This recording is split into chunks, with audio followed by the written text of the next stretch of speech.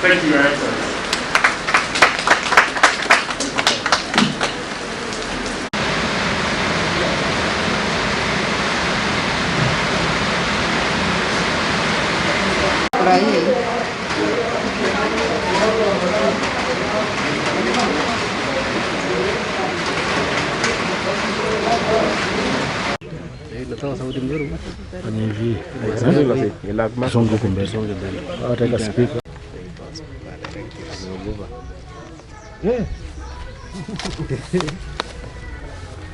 Iwaje kutoka nje ya hii kaunti kama kina Shitebai hapo hapa few kilometers.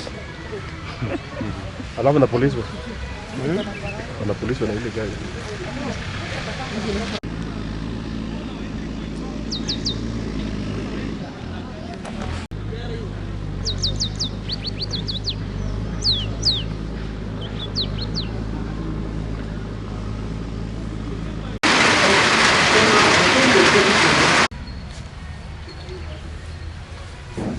Mkiwa ready mtuambie. Max upate usiwe na sio naanza kusongesha kwa kidogo hivi. Our frontline staff in the continued fight against COVID-19, our health workers, and the allowance we can tell you confidently the allowance that they are supposed to be paid is already factored and is coming with with their salary of July, which we are receiving anytime this week. The county government has strengthened COVID-19 containment measures to limit the spread of this disease in the county. The surge of the infection has continued nationally, and I would like to remind the people of West Pokot that every person is at risk of contracting COVID-19. No one is immune to the disease. Let us all therefore endeavor to fully adhere to the COVID-19 containment protocols as set out by the Ministry of Health. Now the transmission is at the community level. And I want to also ask the theories people propagate around, especially in pastoralist area, that we have done some prayer, we have even killed some goat, and we have read the signs and wonders of intestines, and they have spoken that that thing is not there. Those are talks. Let's be serious. We will encourage our people the way the public health have said, and the health workers. We follow these regulations. And for those of you who have fruit in your farm, I'm told there is no harm taking Dimu. It's not a treatment. Taking to clear your throat, and so on and so on. And with the best one is Songo. What is Songo in English? Whatever it is. So keep it up, keeping yourself busy and fit, and also doing a lot of exercise. With those many remarks, ladies and county of hidden treasure. And this morning, 4th of August 2020, we want to give a comprehensive statement on the COVID-19 status in West Pokot County,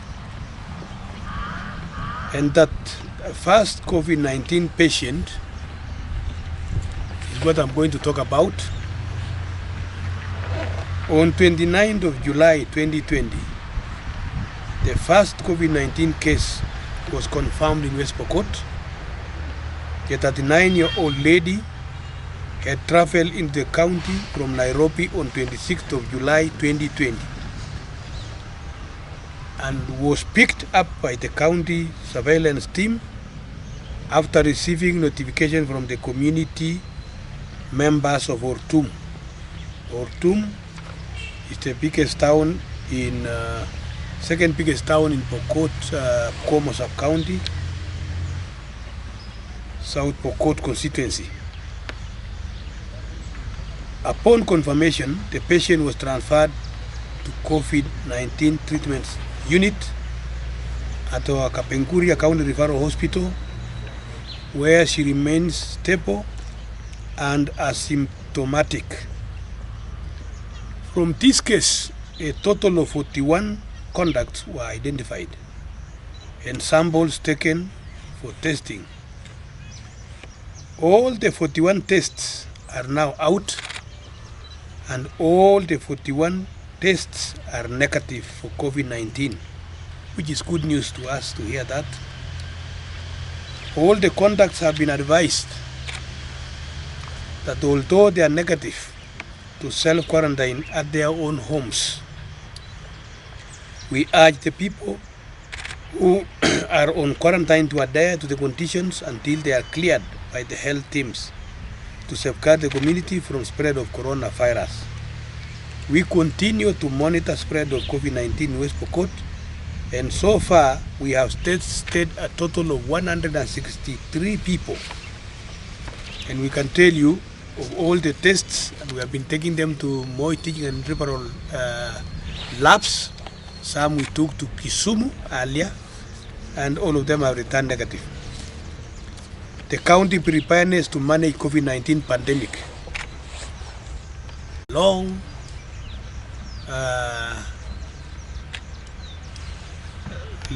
trucks driver that came all the way from Nairobi, went to Lodwar. After delivering goods to Lodwar, they decided to use a longer route coming to Kapenguria through Alale. I'm told he passed on. He died. He became sick and died, and became a suspect as well to check.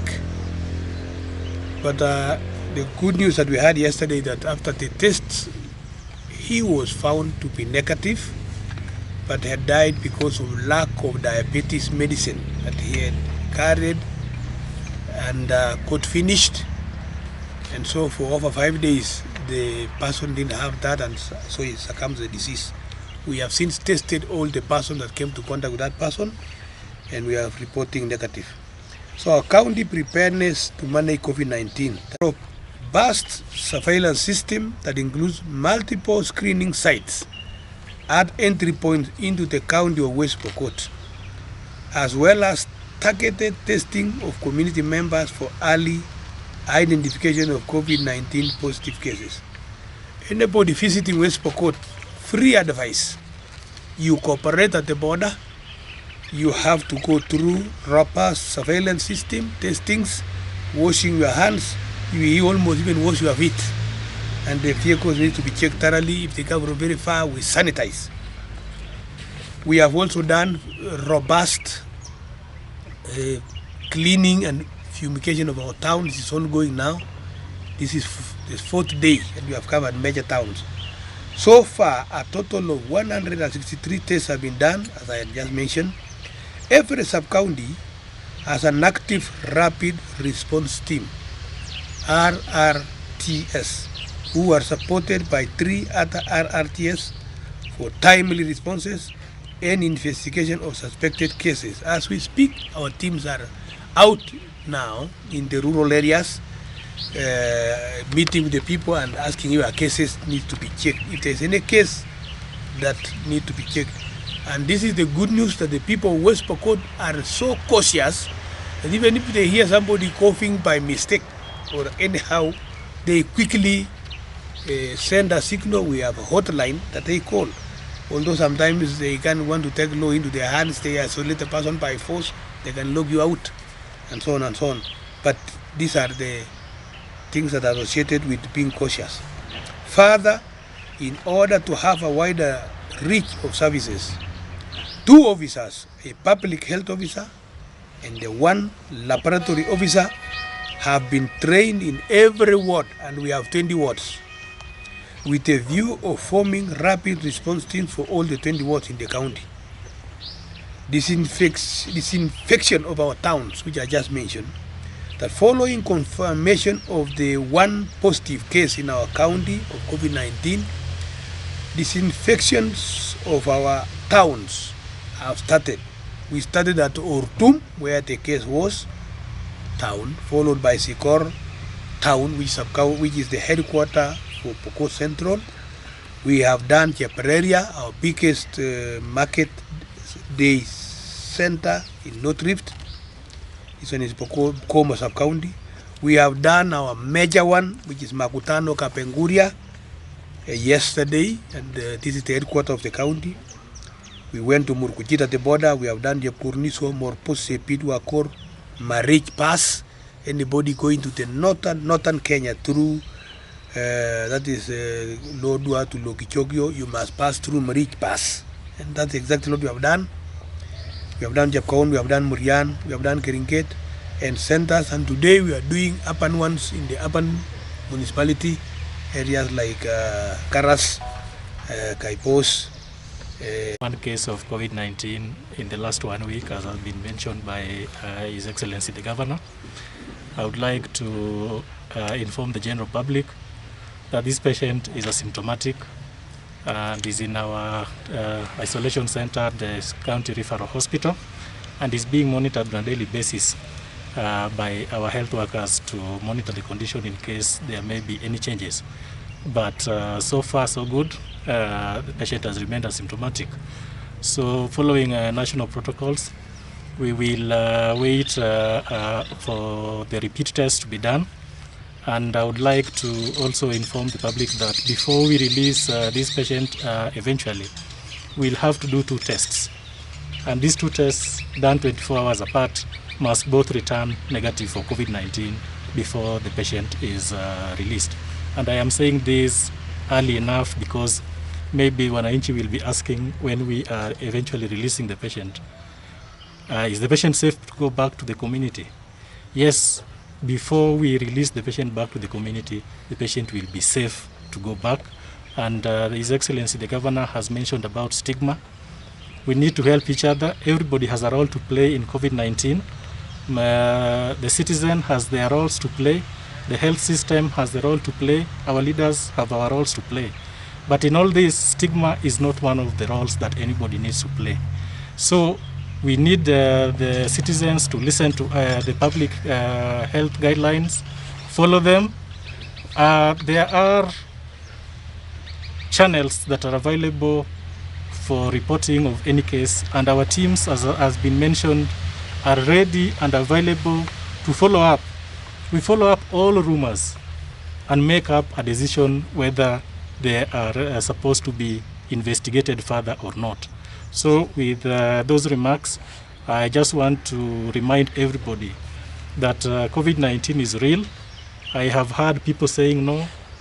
I have not seen a relative or somebody I know suffering from COVID. There were rumors that some people were saying that when we reach the border of West Pokot, even if you had the virus, it turns to the normal flu. But we can now confirm that we have 1 positive case in West Pokot. So the only thing I would like to urge the citizens... Maybe that will not pass through the border. Know what we need to do. It has been communicated to all of us. We know them. Let us please maintain and observe all the protocols that have been given forth by the health department. Thank you. I want to stress one thing, that it is very necessary to observe all the necessary guidelines issued by the Ministry of Health. However, as the people of West Pokot, we have observed one thing, that the issue of stigma is really affecting us, especially when the aspect of surveillance is being done. The contact tracing part of it, wananchi, kindly please don't be so hostile to these particular people. It is now becoming necessary that we need another center called Rescue Center, because the wananchi are becoming so hostile to these particular people. My appeal as the CEC is that let's all follow the guidelines which are being issued by the Ministry of Health. Secondly, anybody coming to this particular county and you believe that you may be positive or you have a previous contact with anybody, it is very necessary that you report to our health facilities as necessary. Don't hide yourself. Don't give wananchi hard time. They may make a follow-up to you. Secondly, I want to appeal to our partners that our PPEs are now almost getting depleted. And as the Ministry of Health, we appeal to you that the necessary processes of procurement and what as we do that, our partners will kindly come up, help our facilities so that we move together. All our centers are functional. The Kapenguria County Referral Hospital, the ICU is now being installed. And our 300 bed capacity is now almost complete, the way His Excellency has said. And we believe and want to confirm that our health workers are ready to manage all the cases of COVID-19 in this particular county. May all our citizens observe the necessary guidelines as we move forward in managing these particular cases. Otherwise, get calm, know that we are taking charge. Let's all participate and we move together as a county. May God bless you. Under the support of MTRH, the last time we had around 52 tests, especially in all our urban centers. So we are again doing the so-called targeted testing, and I know the surveillance team are moving around to confirm which other centers they are going to do. But we are giving some slots, like Makutano here. Last time they had 30 slots, and the Chapareria like 15.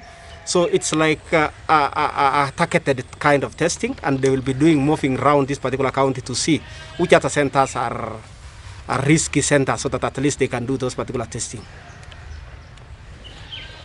This exercise will cover the whole county in the coming days. After we are done with Pokot West, we will now proceed to North, South, and so on. It will take us in the next 1 week and a half. Laboratory testing. The county currently lacks the capacity to test for COVID-19. And this is what we have been asking the President and the entire national government health team, that we must do these tests per county to make it easier to protect the people of Kenya, rather than having few far-flung isolated areas for testing. That West Pokot, you have to go all the way to Eldoret, 120 kilometers. What about from Lodwar? You must fly, and now flights are not there, and so on and so on. So, and therefore all samples are networked to external labs, which include MTRH, and occasionally Kitale, which is on and off. All the tests in the last 1 month have been sent to MTRH lab in Eldoret. The turnaround time for the MTRH lab has been reasonable, as most results have been returned within 24 hours of samples being delivered to them. However, the results for the last batches, the one I just announced, the 34 plus 9 came 40 something, have taken more than 24 hours to get results.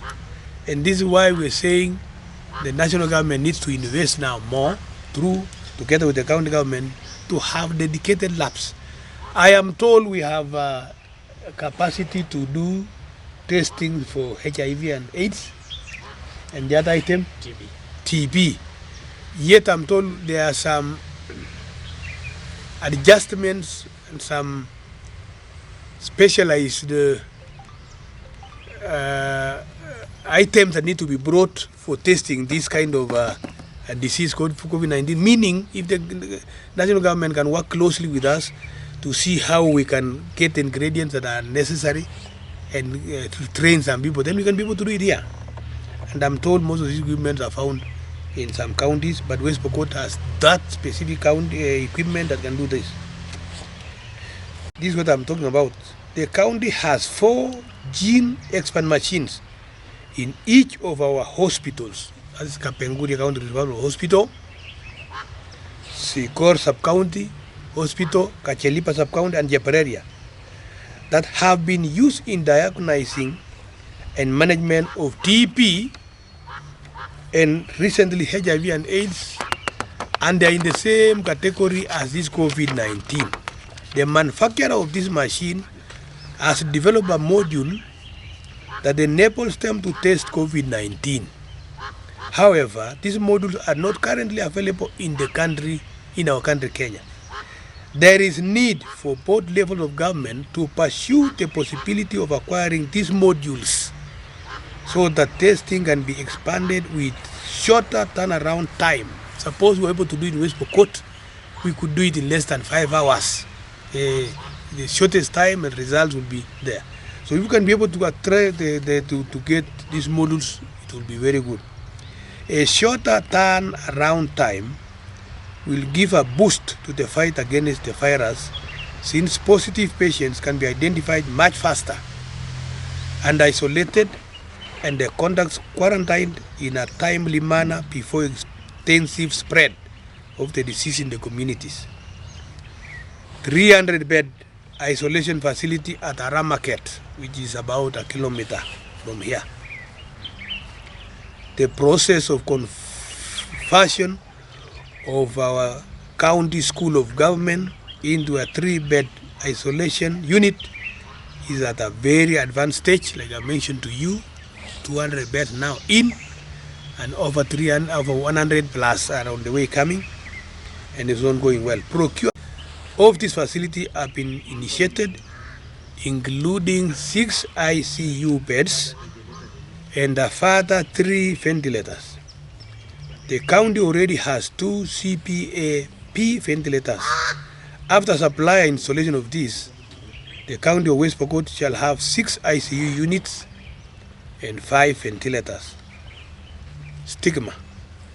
During a follow-up and a review of possible conducts of the first COVID-19 positive case, it has been noted that some wananchi make citizens arrests of perceived conduct in a manner that threatens security and safety of the said conduct, and further exposes the same citizens in an event of a conduct turning positive. Wananchi, citizens of West Pokot and Kenya at large, are advised not to stigmatize the fight against COVID-19, but to always report any information to the government through all available channels. And we have those structures in every village. We have elders in the village, we have village admins, we have ward admins, sub-chiefs and chiefs, and that information can reach very fast. And our radio station in the local vicinity here can also be called, and they call us. Stigmatizing the process will be detrimental to the fight against coronavirus. Public participation. The general public are reminded to observe the public health measures for the containment of COVID-19, namely 1. Wash hands with soap and water and sanitize your hands frequently. Number 2, observe social distance. 3, wear masks at all times and appropriately when out of your house. Stay at home is another condition. Stay at home if there is no compelling reason to leave. There is a trend before the COVID thing where men will go and gather themselves going to towns. People just going to town without any reason. We discourage that completely. Just stay within your vicinity, go to your farm, go take care of your animals. And the health officers, public health, the health management team are standing behind me here, has been aggressively involved in preparedness activities to manage the outbreak of COVID-19 pandemic. The activities include 1, community engagement on COVID-19 pandemic through utilization of community health volunteers, CHVs, and dissemination of vital information on radio stations in the local dialect, just like we are going to do after this. 2, acquisition and stocking of personal protective equipment, PPEs, and the general equipment and supplies. Number 3, training of frontier health workers on COVID-19 case management and infection prevention and control, IPC. That we have done and is still going on. Number 4, surveillance and preparedness surveillance and preparation for isolation center as per the presidential directive on 300-bed capacity facility. We can report this morning without any contradiction that we are on course. 200 beds have arrived. 100 beds are arriving anytime this week, before the end of the week. All the specified mattresses, blankets for such cases have all arrived. And I invite the media after this, together with my team, will tour to see the facility, the way it's coming up. Trainings and sensitizations. The county government, working closely with partners, engaged in an ambitious process to build capacity for frontline health workers with the initial target being at least 50% of the workforce in the West Pokot County Health Department. To this end, the following have been accomplished. 1. Training of 402 health workers on case management and infection prevention and control, mainly covering the staff of the designated isolation centers of Kapenguria County Referral Hospital, Ortum Mission Hospital, and Sikor, Kachelipa, Chepareria Sub-County Hospitals. Number 2, we have sensitized 250 health workers, mainly on surveillance and infection prevention and control for staff from rural health facilities and county and sub-county managers. 3. Sensitization of 1,600 community health volunteers on COVID-19 messaging and engagements. These are the people who relate to us if there is somebody suspicious or if there is a case that needs to be further looked into. Number 4, sensitization of 189 support staff who include ambulance drivers, cleaners, and security guards on personal safety and infection control, especially those who are working within the health facilities. This translates to capacity building reaching 55% of all health workers in the county and 76% of community health volunteers. All the eligible frontline health workers and support staff in our referral hospital have been reached with the vital trainings and sensitizations.